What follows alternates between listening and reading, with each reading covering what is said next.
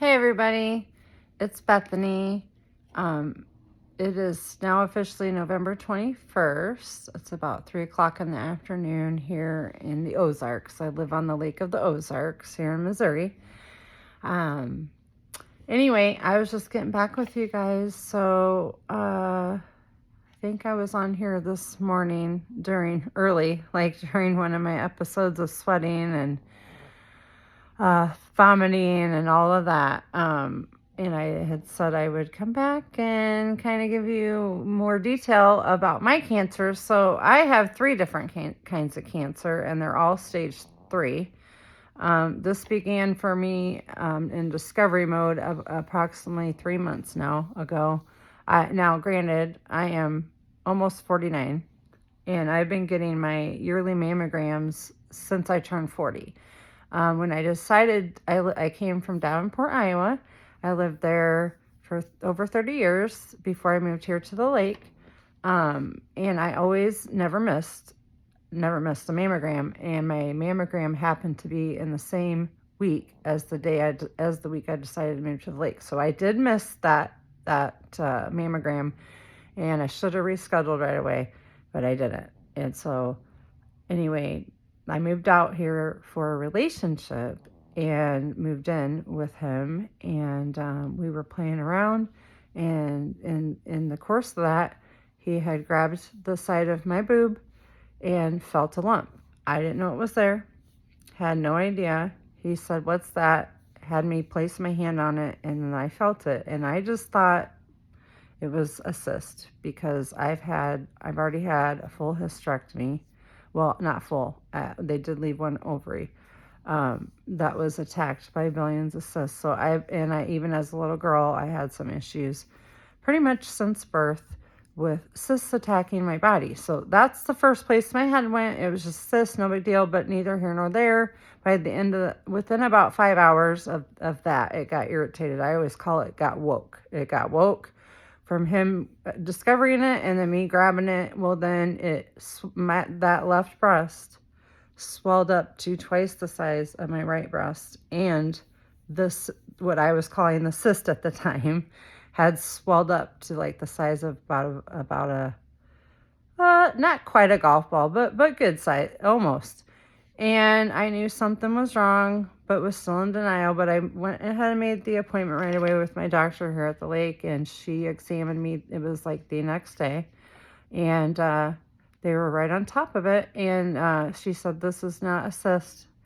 This is something else." So she got me in right away with the Lake Regional, and they started doing an ultrasound and an advanced mammogram. And during the ultrasound, I was told by the radiologist there that it was indeed cancer. He didn't know yet what kind, and things like that. Well, then as time went on, I ended up getting placed in what they call Ellis Fischel Cancer Center. That's in Columbia, Missouri. So I have been under their care now for about 2 months, and it was a long process. I had to get a brain scan, a full body scan, a CT, which you might call a PET scan, things like that. I had to get a bunch of tests, and this was broke up in 1 week from Monday through Friday. So anyway, and then we discovered I had a second lump inside of my lymph node in my left arm. So directly across from my breast area, another lymph node was discovered. So I had to end up getting several biopsies. So this was a long process, not fun. Whenever you get a biopsy, it's never fun. And it also depends on what kind of biopsy you get, but mine were pretty bad. So lots of bruising, not any fun. Can't drive for a few days, blah, blah, blah. And I also started noticing even before yesterday, quite some time ago now, and I found out why my platelets have been low for quite some time, and that's because I got two tumors, stage 3, but they are different cancers. So the one in the lymph node is the HER2 negative. Now HER2 negative is bad. It's bad. It's the worst one, and sometimes you can't kill it, but hopefully with my regimen that they're giving me, it will. And then I also have HR positive and PR positive. So in the lump, in the tumor in the left breast that has the HR positive, PR positive, and the one in my lymph node under my left arm is HER2 negative. So because of that, I am now getting for 4 treatments every 2 weeks. So that's 4 times altogether. A mixture of Litoxin, which is what, or I'm sorry, adrenaline, I can't say it. Adrenomycin. That's what they call the Red Devil. That one is the strongest. And they also gave me a Litoxin mixed with that. So how that worked was my port date for the remainder of my therapy isn't scheduled till December 6th. So they went ahead and put it through the vein. And there's a risk of blowing out and damaging your veins when they do it like that. So because of that, I only got half the dose of what I will receive on December 6th. So I'm not gonna look forward to that because wow, this has already been quite, painful, and it's been a lot. I know my body's changing. Cancer changes you right away. That changes the way you think, mentally, emotionally, all tied together. The emotions that come with that once you actually know you have cancer and it's life-threatening and you're fighting for your life. I mean, I can't even explain it. But for anybody that's been through it knows what I'm talking about, and anybody that's getting ready to go through it, it's life-altering. It is completely. Mindset is changed. The way you think is changed. What you do day to day, the way you look at your family and friends, all of that changes. As a matter of fact, and at some point I might connect this video, but the day I got diagnosed with cancer, my boyfriend and I had planned on going skydiving together he has already gone once, but it would be my first time, and we had planned to do that in the fall. Well, life happens, and we had decided that we were going to hold it off until the next fall. Well, when he found out that I definitely was staged with cancer, he went ahead and scheduled for me to go skydiving, and it was scheduled for the very next day. So we drove up.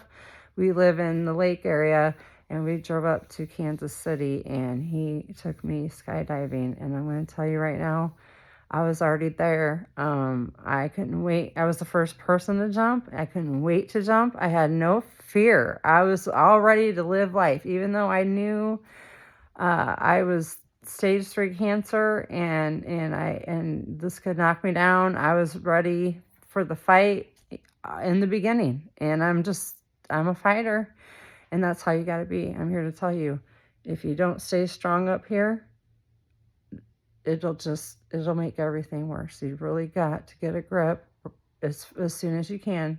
And I'm saying like soon, because after I found out my diagnosis, I drove in my car for several hours. I screamed, I cried, I cussed, why me, the whole, I'm dying, all the cycles. And it took about 3 hours. I was crying so hard. I knew if I didn't get off the road, I was going to hurt somebody else and me. And I just couldn't see. I'm also an alcoholic. I recently quit. It'll be 1 year in January 1st. That is also due to my boyfriend. Long story there. I might incorporate that at some time. But for now, yeah, he started that for me. That was great. So I was freed from alcoholism. In my mind, I was already living a better life before I got diagnosed. So but that whole experience, I gave it to God. I just said, God, you say when we can't handle enough, when we can't take it anymore, he'll take it from you. And so I said, I knew I was in trouble during that 3 hours. I stopped by a lot of bars, and every time I looked, I knew, and it was in my head, well, you got a free pass. You have cancer now. Nobody would judge you. You can go in there and just get get your drink on and be totally sloshed, and you have a pass, and that's what was going on. That little devil was saying, you got a free pass, girl. And I did. I mean, my family would have forgave me. My friends would have forgave me. Maybe not right away, but they would have understood, and it would have just been that. I would have had some drinks, is what I thought. And that was it. I would only do it one time. And it was just to get my anger out. Well, I knew better. I knew better. It would turn into the next time. And then I don't know when to stop. Because that is why I'm an alcoholic. I'm not one of these people that can go in somewhere and have a drink. I have to have several. If I'm going to drink, I'm going to have several. I don't have a stopping point. So that's what made me, that's why I label myself an alcoholic. But yeah, I just gave it to God. I gave it to God, and He did. In that moment, it was like He was right there. I could feel Him, and I've always had a strong relationship with God too. I grew up that way, and I can maybe say something about that later. But I'm going to get this wrapped up because I would like to start learning. I don't know how to link all these things through my journey, but yeah, I just, here to tell you I'm doing better. It's been about, I don't know, since I got my treatment, it's been about 24 hours now. So I'm feeling a lot better. I still feel tired. I'm not saying I won't feel nauseous again. But I think they told me my biggest challenge throughout this is going to be these first 2 months with the red devil. And the second one they're giving me with that is called Cytoxin. And I will do that 4 times over 2 weeks each time. So that'll take 2 months. After that, my whole regimen changes. I just take one thing called Taxol, and I do that once a week for 20 weeks. And then after that, I do radiation for 6 to 8 weeks. They will determine that at the end of my chemotherapy as to how long I need to go and how much these 2 tumors have shrank. And then on to my a mastectomy. I am going to lose my left breast. I don't know yet if they're going to take them both or leave one. And I think I have a choice if I get to keep both or one. I'm not sure. But as time goes on, this is what I want to do. I just want to be able to give somebody else some knowledge as I'm going through this journey. Maybe it will help. If it helps one person, then it was meant for you. And if it helps several people, that's amazing. That's God. So I do feel this is coming from God for me to do this, even though I look really crappy. I feel crappy. I just feel the need to do this for somebody out there. So I'm going to keep recording. I am eventually going to get this put up online. I don't know how to do all that because I'm old school. I'll have to have my son or one of my sons help me figure that out. But once I do, I will keep posting and I'll keep linking and however that works on my day-to-day journey. Okay? Love you.